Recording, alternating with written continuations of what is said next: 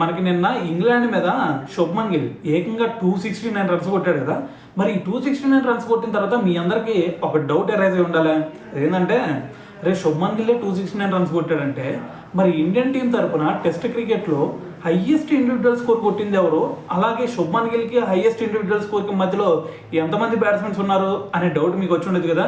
So అయితే దాని గురించి వీడియోలో క్లియర్గా మాట్లాడదాం. అయితే ఫస్ట్ మరి ఇండియన్ టీం తరపున హైయెస్ట్ ఇండివిజువల్ స్కోర్ అంటే కళ్ళు మూసుకున్నా సరే చిన్నపిల్లడికి కూడా గుర్తొచ్చేది వీరేందర్ సెహ్వాగ్. ఎందుకంటే మనోడు ఫస్ట్ టైం ట్రిపుల్ సెంచరీ కొట్టాడు. ఇప్పుడు ముల్తాన్ వేదికగా పాకిస్తాన్ మీద చెప్పి మరి సిక్స్లతో సెంచరీలు కొట్టాడు. ఎందుకంటే 95 రన్స్ దగ్గర ఉన్నప్పుడు 6, 195 దగ్గర ఉన్నప్పుడు 6, 295 దగ్గర ఉన్నప్పుడు 6.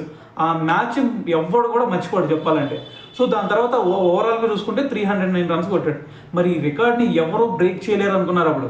మరి ఎవడెందుకు బ్రేక్ చేయలేడు, నా రికార్డ్ని నేనే బ్రేక్ చేసుకుంటాను అని చెప్పేసి మళ్ళీ సెహ్వాగే వచ్చి ఏకంగా 319 రన్స్ కొట్టాడు. అంటే ఇప్పుడు టాప్ 2 ప్లేస్లో ఎవరు ఉన్నారు, వీరేందర్ సెహ్వాగే కదా ఉన్నట్టు.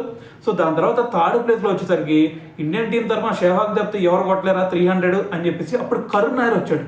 కరుణ్ నాయర్ ఏకంగా 303 రన్స్ కొట్టాడు. సో మరి అక్కడితో ఆగిపోయింది అనుకుంటే దాని తర్వాత మళ్ళీ సెహ్వాగ్కి ట్రై చేశాడు. కరుణ్ నాయర్ ఏంది నా దాకా వచ్చాడు, మళ్ళీ నేనేందో చూపిస్తా అని చెప్పేసి సెహ్వాగ్ మళ్ళీ బయలుదేరి ఏకంగా 293 రన్స్ కొట్టాడు. అంటే జస్ట్ 7 రన్స్తో మిస్ అయింది. సో ఇంకొక 10 రన్స్ కొట్టినట్టయితే కరుణ్ నాయర్ని కూడా దాటేసేవాడు. ఇంకొక 7 రన్స్ కొట్టినట్టయితే 300, మరి మూడోసారి కూడా ట్రిపుల్ సెంచరీ కొట్టేవాడు. సో జస్ట్ మిస్ అయిపోయింది. సో దాని తర్వాత 4th ప్లేస్లో చూసుకున్నారనుకోండి మనకి ఎవరు వివిఎస్ లక్ష్మణ్. ఆ మ్యాచ్ ఎవ్వరు కూడా మర్చిపోరు భయ్య.